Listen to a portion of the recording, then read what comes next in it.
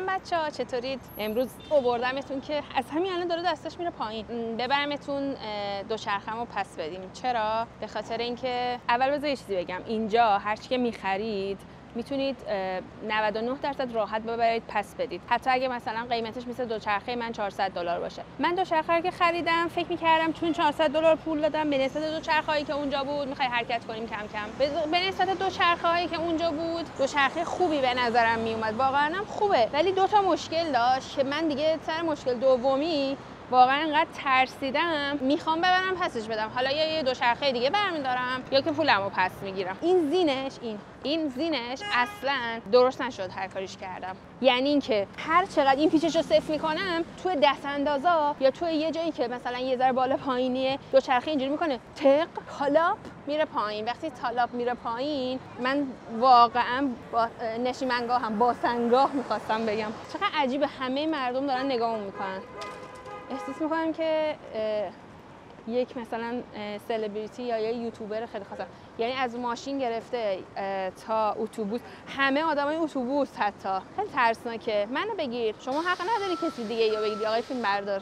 کمرمو خیلی هر چقدر ما اینا سیو کردیم حتی یه روز دیگه پیانوش آچار و اینجور چیزاشو میتونیم رد شیم. آقای فیلم بردار اینا رو برداشت اومد دنبالم سر کلاس، بازم زینشو صفر کرد ولی بازم برگشت. یعنی من محکم اومدم پایین و واقعا کمرم درد گرفت. خلاصه این از این. حالا دیروز که داشتم برمیگشتم دیگه این زینشو انقدر صفر کرده بودم که خیلی خوشحال بودم، اما ناگهان وسط خیابون اومدم ترمز بزنم که چراغم قرمز بود، این رفت پایین. این شکلی رفت پایین. بعد من اینجوری باید اینو خودم مثلا این ترمز دیگه تو روی این حساب کردی که این ترمز مثلا ترمزو میگیری یه جا وای میسی، این رفت پایین و ترمزای من این شکلی شد. بعد من نتونستم ترمز بگیرم، با کله رفتم جلو دیگه، با آخرین توانم اینجوری خودم با پام نگه داشتم. خب یه ذره مردم ریختن و اینا، داشت فقط دعا کردم که ماشین نباشه چون اینجا انقدر چراغاشون دقیقه. خب واقعا وقتی نوبت توه به هیچ وجه هیچ موتور دیگه ای، ماشین دیگه ای، موتوری چیزی نمیاد حق تو رو ضایع کنه. برعکسش هم همینه. یعنی اگه حواستو جمع نکنی اون تایم ماشینا که میشه ماشینا واقعا رد میشن. من خیلی ترسیدم و خیلی از این مسئله اذیت شدم، اعصابم خورد شد. الانم هر کاریش میکنیم پیچش صفر نمیشه. برای همین در کمال ناراحتی با اینکه این دوچرخه‌مو خیلی دوست دارم و رنگش مخصوصا رنگ چرخاش که سفیده، ولی کاری نمیتونم بکنم. حالا بریم اونجا. حالا کندین تایر کجاست؟ کندین تایر یه جاییه مثلا شهروندهوری که توش همه اینجور چیزا رو هم داره. خب بعد این کندین تایر شما میتونید علاوه بر اینکه مثلا مثل همه فروشگاه‌های دیگه اینجا پام آف میذاره، شما میتونید همه چیزایی که میخرید و مثلا چیزای این شکلی رو بپرسید، فیشاشو مثلا نگه دارید مثل کاری که الان من کردم، بعدش برید پس بدید. حالا من میخوام برم امروز این دوچرخه رو پس بدم، ببینم میتونم چیکار بکنم دیگه. حالا تا کندین تایر با ما همراه باشید. اون خونه سرنبش نشون میدید چقدر خوشگله. اگه دوچرخه البته سالم برسه. تا الان 87 بار خودمون کوبوندیمش تو در و دیوار تا قبل اینکه برسه کندین تایر. میبینمتون. خیلی داره باد میاد.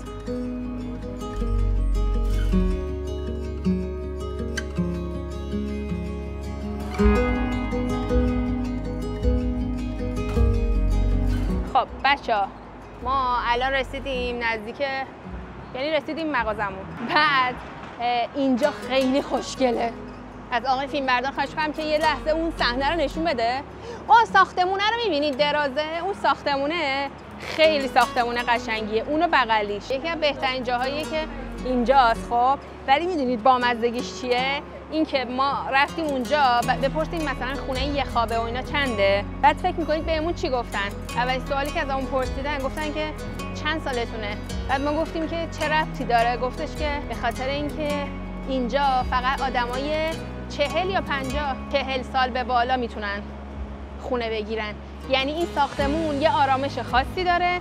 شما نمیتونید پارتی بگیرید، نمیتونید صدای آهنگو ببرید بالا، نمیتونید مهمونی بگیرید و نباید تر صدا بکنید. به همین راحتی و ما رو از لابی انداختن بیرون و هر کی هم که تو لابیش میرفت میومد سنش بالا بود، مثلا 50 60 70.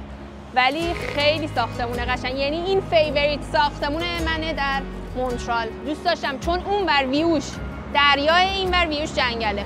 خب یکی از سخت‌ترین جاها اینه که دوچرخه‌مو از توی پاساژ باید ببرم توی ساختمون. حالا بیایید که با من ببینید قراره چجوری دوچرخه رو ببرم تا برسیم به پایین.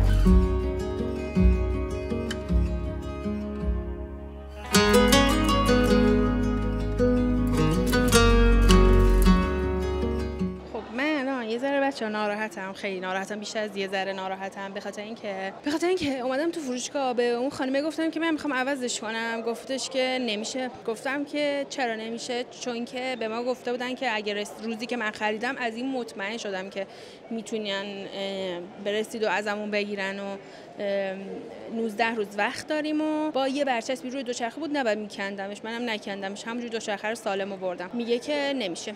بعد رئیسشون اومد گفت نمیشه. بعد همینجوری پشت سر هم آدمای مختلف اومدن و گفت فقط یه کاری میتونم برات بکنم، میتونی اکسچنجش کنی، یعنی اینکه در ازاش یه دوچرخه دیگه برداری که یه ذره قیمتش باید حتما از این پایین تر باشه، بعد من اون مابا و تفاوت رو بهت میدم. که خب من یادمه وقتی اومدم اینجا دوچرخه بخرم اصلا دوچرخه‌ای که یعنی همه دوچرخه‌ها رو یادم بود، میدونستم دوچرخه‌ای نمیخوام و میدونستم الان قیمت دوچرخه‌ای نیست که من بخوام از این پایین‌تر با این اکسچنجش کنم. و راه آخرین بود که یه دونه تکنسین بیاد که همه چیشو بر من فیکس کنه، که الان یه آقای تکنسین اومده با کیانوش اونجا داره همشو فیکس میکنه. من خواستم از تو استور فیلم بگیرم ولی چون اون بخشیه که حالت مدیریت و اینا مطمئنا گیر میدن، ولی یه ذره اینجوری دپ شدم، عصبام خورد شده. امیدوارم که درست بشه دیگه. میدونید چرا؟ چون رو این بسته بودم که بیام پسش بدم. این باعث شد که الان یه ذره به هم بریزم. حالا گفتم بیام بیرون رو به شما بگم، حالا برم تو ببینم دوباره چی میشه. بچا همون دوچرخه خودمه ولی درست شدش، یعنی هم زینش رو برام درست کرد، هم ترمزش رو، هم دستش رو. دیگه آقای انقدر زور زد که یه خدمات خیلی خوب بهمون بده، بیچاره عرقش داشت میریخت، ولی پس نگرفتن ازمون. منم تصمیم گرفتم که به جای اون دوچرخه‌ای که دوستشون ندارم، همین دوچرخه خودمو که دوستش دارم حداقل رو بردارم. این شد که الان دیگه واقعا تو واقعیت یه دوچرخه بنفش دارم.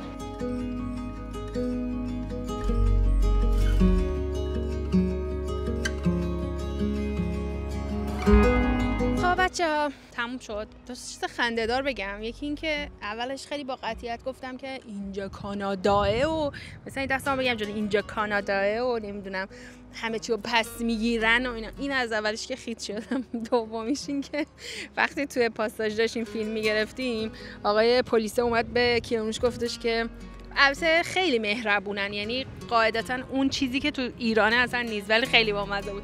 از پشت اومد خیلی مهربون من اینجوری میکرد فیلم نگیر. بعد من اینجوری بودم که یه ذره خودم زدم به اون راه چون آخرای حرفم بود، ولی کم کم به کیانوش هم اومد خیلی مهربونانه گفتش که فیلم نگیر. ولی اینکه مثلا فیلممون رو قطع کنه یا حرف بزنه یا مجبورمون کنه پاک کنی فیلممون رو نبود. نمیدونم چرا انقدرم تون حرف میزنم، ولی میخوام آخر ویدیو بگم که من عاشق این پارکم. اینجا پارک وست ماونته، درست میگم؟ چون که یه سطح بزرگه مثل دشته، بعد همش چمنه، همین فضایی که دقیقاً دارید میبینید و خیلی فوق‌العاده است، خیلی قشنگه، خیلی آرامش داره، مخصوصا الان که این روزا باد ملایم و تقریبا ملایم و بارون میاد. خلاصه که مرسی که ویدیومو تماشا کردید. این دوچرخه‌ام به زودی خیلی علاقه دارم اینکه براش یه اسم پیدا کنم، ولی هنوز اسمی براش پیدا نکردم. حالا که دیگه جدی شد عضو خانواده‌مون، پس باید براش یه اسمم انتخاب کنم، ولی فعلا هیچ اسمی نداره. مرسی، تا ویدیو بعدی. خدافظ.